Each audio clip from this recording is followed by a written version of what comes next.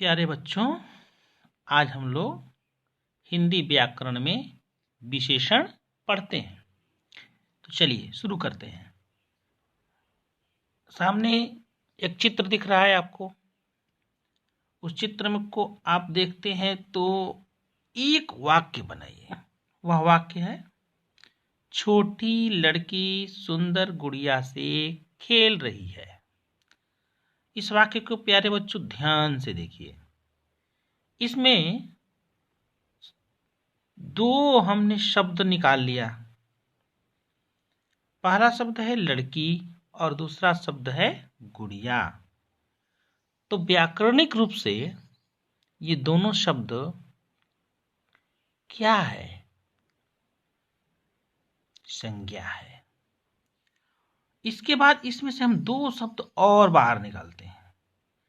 एक निकालते हैं छोटी और दूसरा निकालते हैं सुंदर। तो प्यारे बच्चों ध्यान से इसको देखिए। छोटी शब्द लड़की के पहले आया है और सुंदर शब्द गुड़िया के पहले आया है। तो आप यह बताइए कि यह छोटी शब्द लड़की के लिए जब आया है तो लड़की का आकार कैसा है भाई?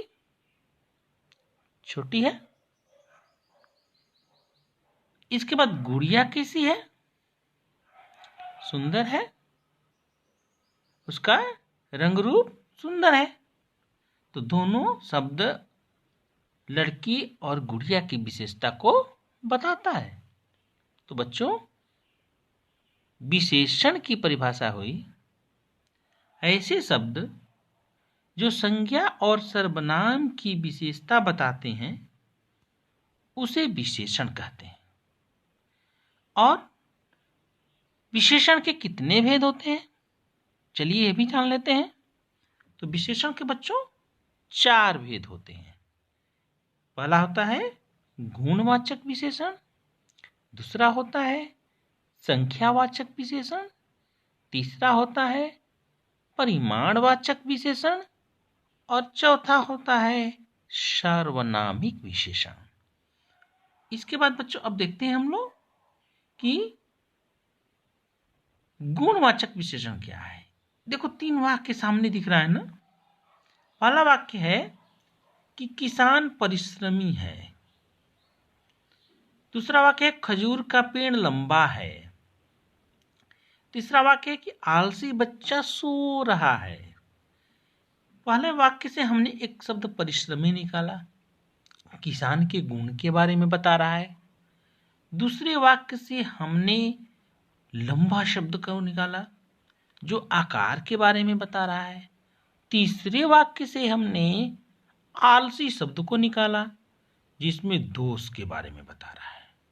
तो प्यारे बच्चों, गुणवाचक विशेषण उसे कहते हैं जिन शब्दों से संज्ञा या सर्वनाम के गुण, दोष, रंग, रूप, आकार, स्वभाव, दशा, स्वाद, अच्छाई, बुराई आदि विशेषताओं का पता चले वह शब्द गुणवाचक विशेषण कहलाता है।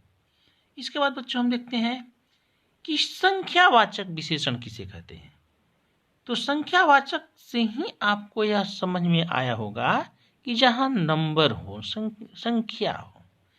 इसकी परिभाषा हुई बच्चों कि जिन विशेषण शब्दों से संज्ञा की संख्या का बोध होता है उसे संख्यावाचक विशेषण कहते हैं।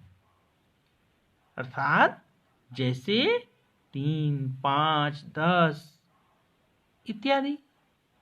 वाक्य है कि मैदान में 3 घोड़े दौड़ रहे हैं, मेरे पास 50 रुपये हैं। तो इसमें संख्यावाचक विशेषण कौन हुआ? 3 घोड़े में 3 और 50 रुपये में 50। आगे बढ़ते हैं। आगे देखते हैं हम लोग कि संख्यावाचक विशेषण जो है वह 2 प्रकार के होता है, यानी उसके 2 भेद होते हैं। पहला होता है निश्चित संख्यावाचक विशेषण। अब देखो, निश्चित संख्यावाचक विशेषण में यह निश्चित रहता है कि वहाँ संख्या कितनी है। जैसे पांडव 5 भाई थे। पांडव कितने भाई थे? 5 भाई थे। तो इसमें 5 क्या है? निश्चित संख्यावाचक विशेषण है। और दूसरा है अनिश्चित संख्यावाचक विशेषण, जिसमें हम एक वाक्य देखते हैं कि कुछ लोग पार्क में बैठे हैं। यानी कुछ, कितने नहीं मालूम, कुछ लोग हैं, अनिश्चित है। तो यहाँ पर अनिश्चितता का बोध हो रहा है, इसलिए यहाँ पर अनिश्चित संख्यावाचक विशेषण है। इसके बाद बच्चों एक बात और ध्यान दीजिए कि परिमाणवाचक विशेषण किसे कहते हैं।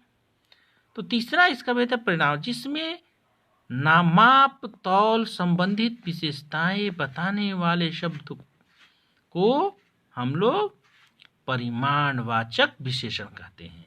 जैसे तेल, पानी, दूध, चीनी, केले। अब ये सब जो है क्या है, इन लोगों को हम लोग तौलते हैं, मापते हैं।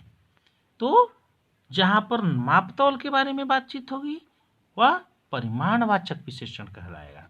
जैसे यह 5 किलो चीनी है, तो 5 किलो क्या है भाई? परिमाणवाचक विशेषण है। 1 दर्जन केले हैं, तो 1 दर्जन क्या है भाई? परिमाणवाचक विशेषण है। इसके बाद इसको भी हम देख लेते हैं थोड़ा कि परिमाणवाचक विशेषण भी कितने प्रकार के हैं। ये भी 2 प्रकार के हैं, निश्चित परिमाणवाचक और अनिश्चित परिमाणवाचक।